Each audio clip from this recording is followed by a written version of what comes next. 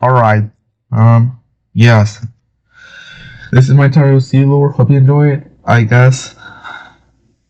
A long time ago, on the late 70s, on the country of Victoria, the corner of Mexico in this universe, someone was born from the Mafia. Someone with the name Narian, who one day will be the remaining legacy of the thing he destroyed.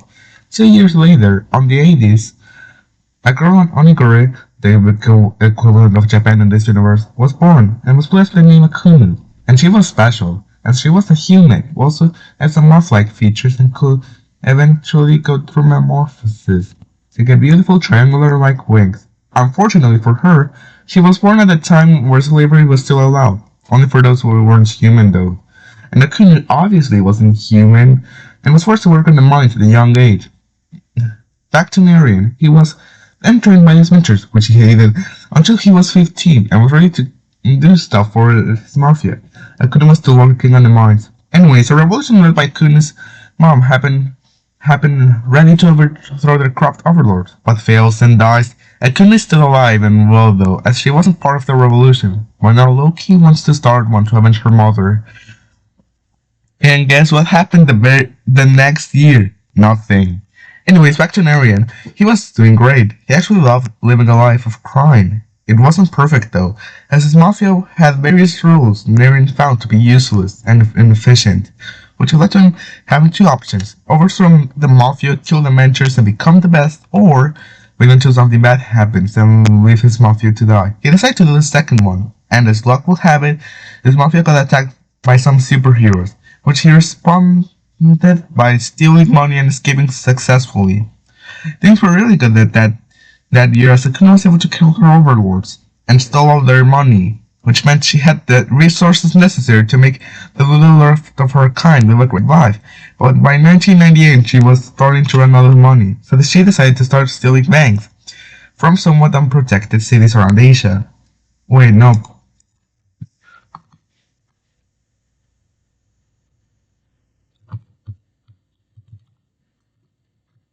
Around and trade shit with other smaller towns to try to get a bit of trust. Anyways, Darren was also rich, and as he tracked his mentor's mansion, stole the money, burned the mansion, and bought one for himself. Despite the fact that Kun and Neri were distant to each other by a whole continent, they were both looking for something, the Power Stone, which there's plenty of, which are a special stone that if a human and animal touch it at the same time, the human will get the abilities of said animal. Of course, they both didn't feel like getting superpowers, but wanted it because it was very valuable in both of their economies. They already had superpowers anyways. Eventually, the big 2000s came, and they both went to the same island that was on the center of the continent. Said island had rumors of a lot of power stones being there, which if true would give them a big fortune, so they both came and looked until they crossed paths. They both confronted each other, but after realizing they were a threat to their goals, they let each other live, as they could tolerate each other sharing, and knew this would happen anyways. However, they were interested in each other.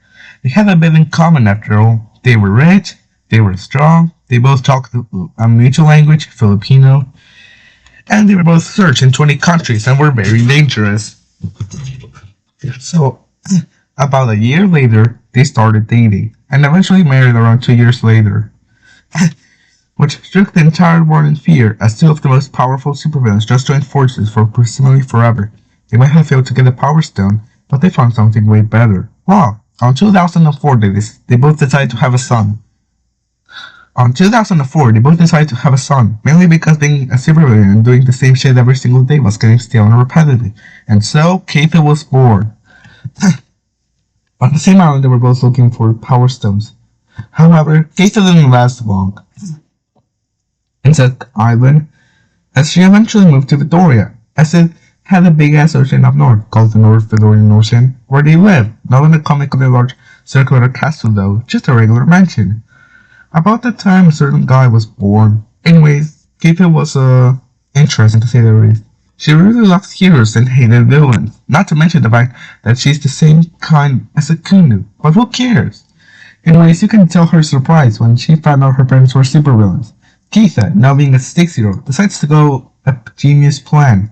She goes with Akunu, going to McDonald's. Akunu agrees. She has a secret identity to cover that. However, mid-car, mid McDonald's order. The Kunun gets off the car by the window, runs away to the closest police station, tells her situation, and gets taken away from a Kunun. Keith is now in an orphanage, but won't stay there for long. Akuma and Nirin are devastated. Meanwhile, the heroes are having a party as they now have a very powerful child on their side, which they can turn into a hero to hopefully stop Akuna and Nirin. But if someone loses something, someone gets something. A popular hero just had a son to continue their legacy, one named Savior, which so far is newborn. Anyways, the very next year, Nirin and Akuma decide to try again and have another son called Adrian. And fortunately, he was normal. Yeah, unfortunately, his parents decided to make him authoritarian, basically someone who lacks the capacity to make decisions, and obeys anyone with zero hesitation, which meant he had to do a lot of manipulation, lying, and such to do that. It would work. Now Adrian is nothing but someone who obeys orders. Meanwhile, while that shit is happening, Xavier was living a mostly normal life. He also had a big bro who he loved. They usually spend time together. I sure hoping nothing bad happens. Anyways, back to Adrian. What are planning to turn Adrian into anyways? Well, it's quite simple. There are two possible options as to what he could become. I need water.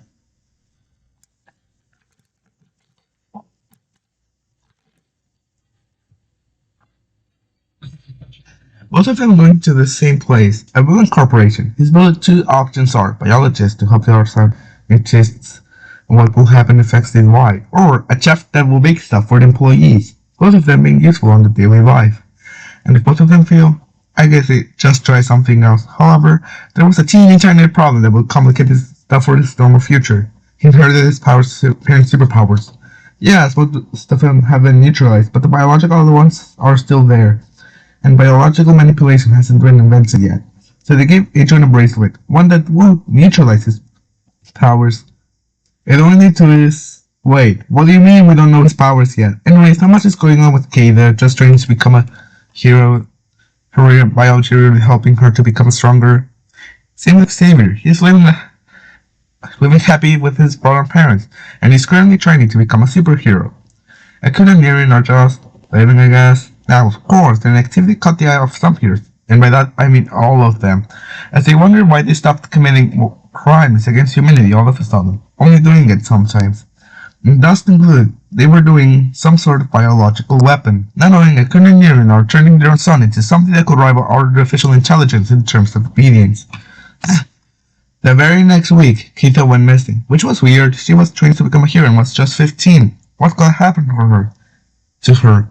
Metamorphosis. And a full month later, she's back, now looking more like her mother and is now way stronger. 3 years later, she became an adult. She became an adult and can now become a superhero. She's a great one at that too. Anyways, not much happens until the incident. Xavier's brother also gets interested in a girl. It's not Eva, by the way. Xavier's brother starts to get interested in a girl. It's not Keitha, by the way. And slowly but surely starts to spend less time with Xavier until he left. He didn't die or anything, but moved to his girlfriend, which left Xavier devastated, as he had no one to talk to in home. His mom was busy, his dad is busy, his brother is gone with another girl. He's now alone in his house. He still had friends, even after moving out, but was there when he was home. This is getting too sad. Let's get back to Adrian. He becomes 12.75 years old, and here's just found out where Adrian lives, along with his parents. Took their ass over a full decade to find out. They live because they live on a randomized island in their normal ass mansion. And not a big ass cylinder in the middle of a desert with big glowing letters that say everyone lives here, which is only 2 kilometers away from a landmark. Back to the point. They sent someone to get there. I still mentioned that heroes don't know about Adrian exists. So does the full fucking world. Aside from his parents, of course. Okay, let's get back on track. They send someone who can shapeshift to the mansion once Akuna and Nirin are gone. The hero steps in, walking around the mansion, eventually finding the living room, which seemed normal, and had pictures of Akuna and Nirin, some showing them with Keitha, just as expected.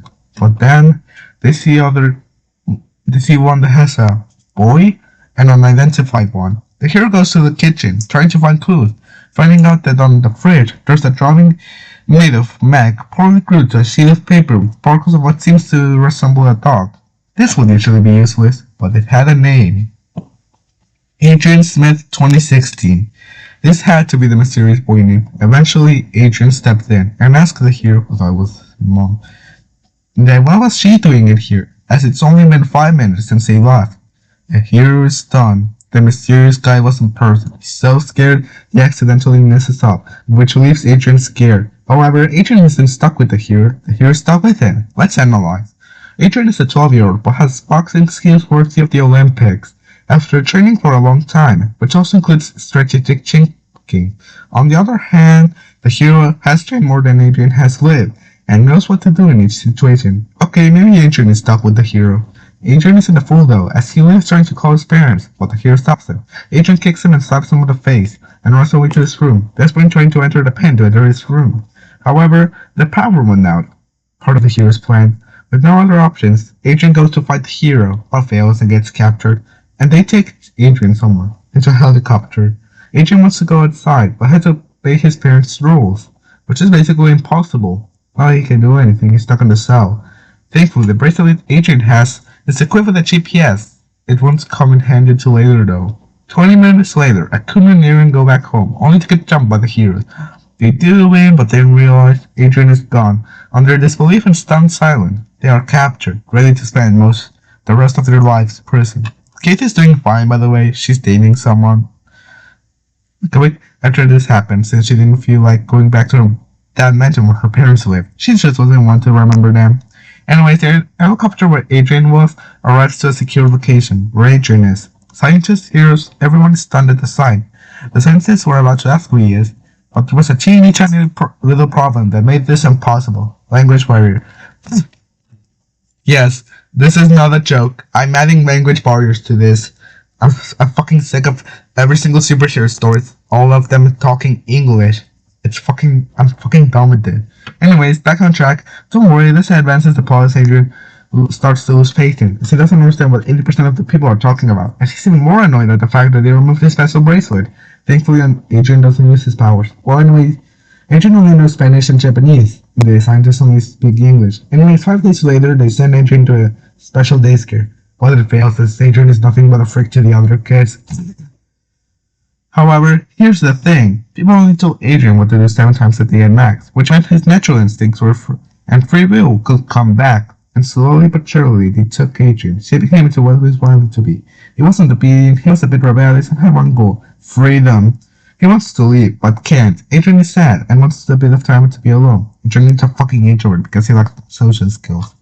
Oh yeah, he can sing now too, which is the first time he got this hobby by his own. Anyway, 6 months later, someone struck Adrian and took the daycare and took Adrian. Why Adrian specifically? Well, a villain came there and kidnapped Adrian because said villain was friends with a Kuni. But after she got in prison, he wanted to find Adrian, and he did. Adrian decided to act as his obedient self, and worked. Adrian made sure to grab a knife and his bracelet before coming there though.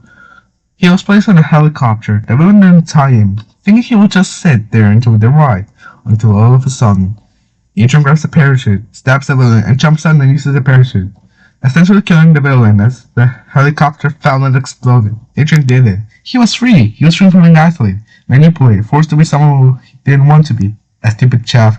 He could study biology. He can sing. Anyways, he wanted to go to a city, which he found alien and weird, but he was having fun. Then the next morning, he woke up from the trash can and started to wander around the city. Not long after, he saw a car for the first time, and he was fascinated.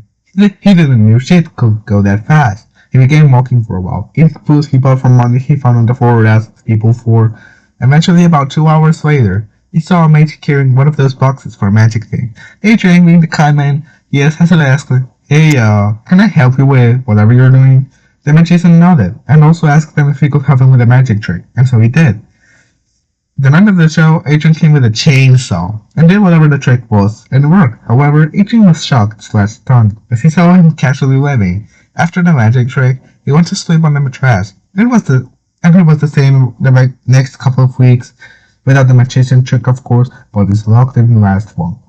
Though, 2 weeks later, he got found by Keitha, who was wondering where the fuck fucked he was, as Adrian lost his GPS a long time ago.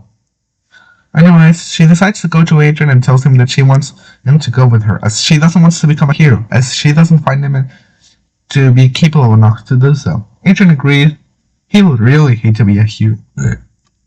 So she goes with Adrian to her not so newly bought house, where the towels are also fluffy. Oh yeah, Kate has a boyfriend named Thomas. Thomas was confused as to why Kate brought Adrian to their house. Kate explained to Thomas why, and he agreed. Now they had to send Adrian to school. Thankfully, it went well, because turns out Adrian's parents told him all the shit a teenager of his age, 13.25, would do at that age. Except history. There was a single exception. But there was also a little problem in sending him to school, his lack of social skills. They still send Adrian anyways, as they know you don't need to socialize much from getting to school. And they gave Adrian a paper sheet so he knows what to do in case someone interacts with him, though.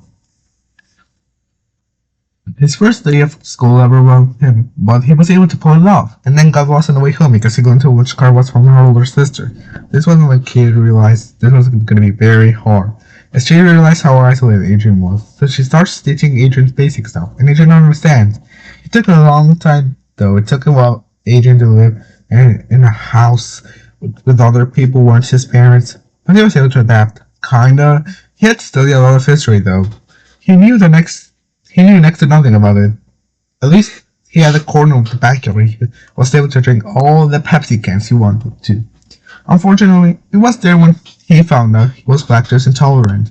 Anyways, it's been 5 weeks since that happened and everything is going great. Until it happened. Someone visited Kate, a hero friend, and he obviously noticed how Adrian was kind of sitting on the couch watching a nature documentary while Thomas was sleeping. 20 minutes later, Keith and the hero start discussing as to why making Adrian a hero is a bad idea, noting Adrian already has decent boxing skills. They eventually decide to form a pact. Adrian isn't becoming a hero, but will be taken by the hero to give Adrian to another hero who has son to a similar age to Adrian, who he will be able to bond with. Adrian and Kate hated the decision, but were forced to accept, especially because living in a normal town while being a hero wasn't the best option. Wait, what? The next day, Adrian moved to his new home. The packing took longer than the trip itself. Adrian with his fairy teddy bear, his clothes, his bracelet to neutralize his powers, yes, he still has that, his collection of biology books for children, a couple of Pepsi cans, a cool bug he found in the backyard, he died on the way there, stuff from his school, like his uniform and books, the tent he used to live in, and the knife he used to stab the woman from like 4 to 5 pages ago. Yeah, didn't have much. Which meant he spent more time packing up things than going to his new home. Which is surprising considering he was moving on to a new home. Well, he enters the car without his consent, he was forced to. And then goes to the airport, again without his consent. While Adrian was going to his new home, the hero called Xavier and told him that his dream of having someone who could be there on his house, could be there for him on his house came true, which made Xavier cry of joy. And he started to set up the room where Adrian will eventually live in. 1.5 hours later, Adrian is able to get to his new home. The hero helps Adrian to move his stuff. However, before Adrian can enter, he can hear something, a voice sounding excited. Adrian decides to open the door, and just as he didn't suspect, there was some guy who was similar to Adrian and was seemingly excited to meet him. The guy hugs Adrian in a welcome hug, and Adrian is shocked and confused, as he still hasn't gotten used to the concept of a hug yet. The guy introduces himself. Turns out his name was Xavier. He's the same Xavier with the broad Asian skull. And just like Adrian, he wasn't from there because he was from a state in the middle of Victoria. This is where Adrian's life gets better. Well, his first day on this new home was interesting, especially because Xavier was seemingly excited about having a new sibling. Okay, I wonder why. Xavier helps Adrian to get to his room. It was the same as Xavier's lab, but he told Adrian that he could sleep on his own if he wanted to, which was the room where Xavier's brother used to live. Adrian nodded. As the day went on, Adrian couldn't help but notice something was off about Xavier. He seemed a bit too clingy, but Adrian was too scared to ask why.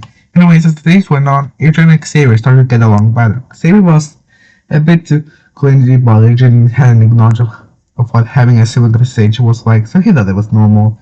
Eventually, 2 months later, Adrian finds a photo of Xavier with his older brother. When Adrian asks Xavier who's the old man in the picture, Xavier forces a smile and tries to manipulate Adrian, and it works. except that it caused Xavier to reflect about his life choices, eventually letting go of him. And since that day, he wasn't that clingy. This, of course, confused Xavier, but he doesn't care. Okay, I think it's time to give Agent some character development. 2 weeks later, Agent and Xavier left home alone, and they both decided to watch some My Cheer channels, specifically a documentary about one of the dangerous supervillains that are now in prison. Xavier wanted to watch the documentary because he wanted to see his dad kick ass, and Adrian wanted to watch it to make sure his moral compass doesn't align with those pesky supervillains he hates. One thing that I should mention is that in all this time, all 13 years of Adrian's existence, the single thought of his parents being supervillains never crossed through his head. Yes, he knew there were bad people that hated them, but he thought that them committing terrorism or some quirky casual activity was too far. He trusted his parents that they would never do that. I think you could tell his reaction when he saw his parents committing terrorism or some quirky casual activity, which not only led to him being betrayed, but also gave him symptoms of paranoia when he's around people he doesn't trust, usually leading to him questioning even the tiniest details of whoever did something, and also because he thought that the heroes were hunting him down as he thought about being born by a criminal, he would get kidnapped. The last part is to as he realized he essentially went through that, but then it came back and I realized he escaped from a police beat by heroes for heroic stuff, let its weight off set place, technically speaking, and ended up killing someone. His paranoia ended up helping him at some point. Xavier had to send him to therapy. After that, 3 weeks later, he was Xavier and saw a guy named Kevin who was important for now, which was Xavier's friend. Despite having mentored therapy twice by now, Adrian still had paranoia, albeit on a minor level. He was checking Kevin while still trying to not be annoying. Eventually, after about an hour later, Evelyn attacks. Adrian hides with Xavier, scared, but notices Kevin left, and just 1 minute later, a hero, one of the same young came, which led Adrian more scared and confused. Once the villain attack ended, he started to think, and the thought that Kevin might be a hero. He knows he's a hero, but he can't prove it yet. However, over the course of the next few months, the evidence started to pile up. Eventually, Adrian decided to confront Kevin about it. Safe to say, Kevin was shocked, but ended up accepting it, and made a pact with Adrian that he wouldn't tell his secret identity to anyone. Adrian lied on that part though. He went to Xavier to say that to him, only to realize Xavier already knew, but was too scared of saying it. Eventually, one day came around the time Adrian was 14.5, Xavier asked Adrian why he hasn't used his powers in like ever. Adrian's response to him stated that it's because of the bracelet, which like Xavier's thing. Wait a minute, he has tech from literal supervillains. Perhaps we should study this. And so they do, or well, but they broke it. How? It's fallen from the stairs by accident. Well, anyways, I guess Adrian can use his powers again, but he never learned how to master them. Thankfully, Xavier was able to teach Adrian how to use one of his powers, levitation, which made Xavier feel a bit disappointed. He thought that just because he could fly, he was unique. While Kevin has it, his dad has it, Adrian can do something similar. Flying's not that unique in this universe. Well, it didn't take long, but finally, Adrian was able to master his levitation, which allowed him to live life better. Don't worry, he didn't use it in front of people. Anyways, that's gonna be it. Hope you liked it. This is my first story, so it might suck and have 70 plot holes, but I made it with passion, and there was zero AI used in this thing. Yes. On the 22 pages document, this was not a single mention of AI was used. Not even AI. I haven't used AI to write this story. Okay, that's it. Bye.